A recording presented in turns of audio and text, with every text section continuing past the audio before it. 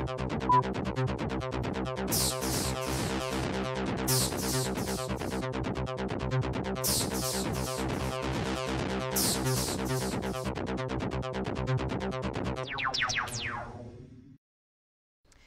nit i benvinguts a este informatiu d'avui dijous dia 25 de febrer. Estes són les notícies que avui tenim preparades per a este espai de notícies. La Barraca acollia ahir per la vesprada una reunió informativa al voltant del projecte de l'AVE convocada per el Bloc Nacionalista Valencià i el grup municipal Acord d'Esquerres. Este dissabte, el Centre Musical Instructiu Santa Cecília ofereix un concert solidari on tots els beneficis aniran a parar a l'associació local ADIS. Teatre, música i falles marquen la nostra agenda esta setmana.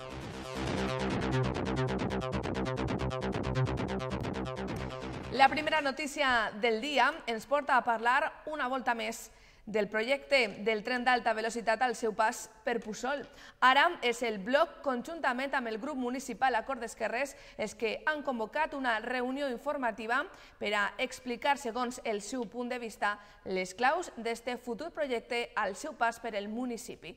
Maria Muñoz té tota la informació. La construcció de les vies de l'AVE continua generant polèmica a Puçol. Ahir per la vesprada l'espai social La Barraca va acollir una xerrada informativa al voltant del tren d'alta velocitat que unirà les ciutats de València i Castelló.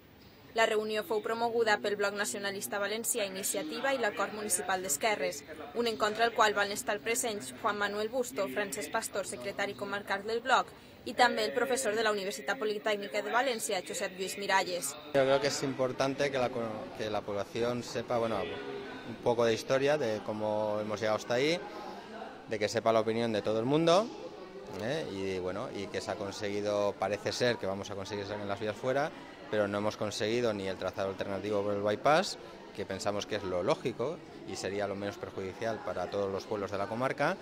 No se ha conseguido tampoco el soterramiento por el actual trazado que había planteado el Ministerio, pero bueno, a cambio nos sacan las vías actuales del ferrocarril, lo cual hay que reconocer que es un triunfo, ¿no? Es un éxito. Hay que tener en cuenta que esas vías llevan más de 100 años ahí y es una barrera, yo diría, que a lo largo de la historia de nuestro pueblo, no solo física, sino también ha sido una barrera sociológica, ¿no? A Puçol, el projecte de les vies de l'AVE consisteix en la construcció d'un viaducte que substitueix el talús inicial amb un menor impacte mediambiental junt a la caserna de la Guàrdia Civil.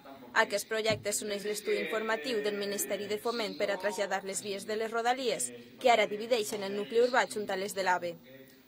Així transcorreran de manera paral·lela les 4 vies. Ara bé, el que està pendent és si es construirà un sol viaducte amb les 4 vies o 2 viaductes, un destinat per a rodalies i l'altre per a l'AVE. De todas maneras, esto todavía no ha acabado, hay que estar vigilantes y hay que intentar que el Ministerio cumpla con lo que nos ha prometido y que la Consellería cumpla también y se firme ese convenio a 3 bandas, Consellería, Ministerio y Ayuntamiento, y se solucione lo mejor posible el paso del AVE por Puçol, ¿no? Y podamos estar contentos también con el traslado de las vías actuales del tren para que vayan fuera del pueblo y paralelas al AVE. Lo vemos bien, lo que nos preocupa es que no se va a hacer a la vez. El Ministerio ya ha informado que no se va a hacer a la vez y todavía no hay una fecha fijada para firmar ese convenio a 3 bandas.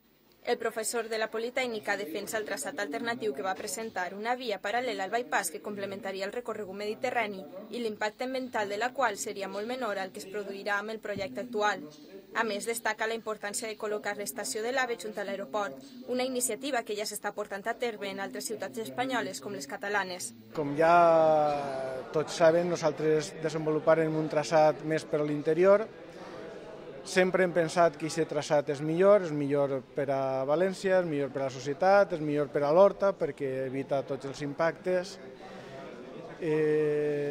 Malauradament, el Ministeri de Foment no ha volgut tindre-ho en compte. Malauradament, des de la Generalitat Valenciana tampoc han volgut considerar-lo. Aquesta xerrada forma part d'un recorregut que ja ha passat per altres localitats de la comarca. L'objectiu, informar a la població dels inconvenients del pas de les vies de l'AVE pels pobles de la comarca de l'Horta Nord amb l'actual traçat.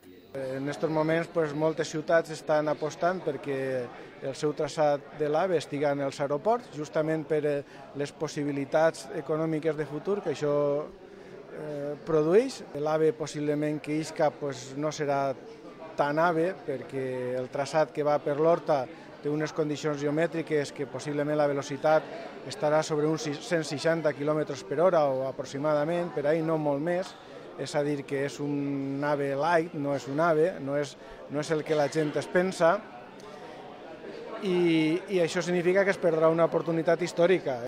Ara esperen els pròxims moviments del Ministeri de Foment i de la Generalitat i en funció de la seva resposta continuaran o no realitzant aquestes reunions informatives.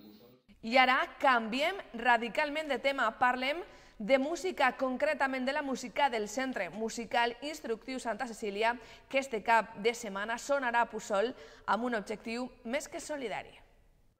La música és la millor forma d'integració i, per què no, la millor plataforma per reconèixer una vegada més el treball que des de Puçol realitza l'Associació de Discapacitats Local. Així ho ha entès el Centre Musical Instructiu Santa Cecília, que ha organitzat per al pròxim dia 27 de febrer un concert solidari on tots els beneficis aniran per a Adis. Volem que en cada peça poniesca un xicotet estribillo perquè el presentador, en companyia d'algun membre, si se pot donar, de l'agrupació d'Adis, puga fer també de presentador. Entonces, que puguen llegir de cada peça el significat de l'obra o el passadoble o el que siga. Un concert que donarà començament el dissabte, dia 27 de febrer, a partir de les 7:30 de la vesprada a la Casa de Cultura de Puçol, on s'espera que acudisquen el major nombre de veïns possible per a fer la seva aportació de 3 euros. Eixe serà el preu de l'entrada, encara que des de l'organització animen a que l'aportació siga lliure i que cada persona regale a Adis la quantitat de diners que considere per a que aquesta entitat puga continuar treballant en projectes d'integració. És un treball en cooperació tant per part de la banda com per Adis, perquè s'estem involucrant tots. Aleshores és bonica per el treball, no? Perquè sabem que quan tu realitzes un treball amb molta il·lusió, moltes ganes, la recompensa és immensa. Per tant, en conseqüència, jo crec i dono per supost que se va ampliar l'aforo, que va haver molta la gent que va anar, perquè és una oportunitat per a no deixar passar la possibilitat de veure un concert del centre musical i a un preu assequible de 3 euros. Un concert on el públic podrà escoltar la famosa obertura 1812 de Tchaikovsky, el pas doble Cielo Andaluz o dos bandes sonores clàssiques com Oregon o My Fair Lady. Un repertori amb el que l'organització pensa, el pròxim dia 27, penjar el cartell de no hi ha entrades, i és que es pensa vendre les 300 localitats que formen el Saló d'Actes de la Casa de la Cultura. I més coses que passaran este cap de setmana a la localitat, concretament el pròxim diumenge dia 28 de febrer.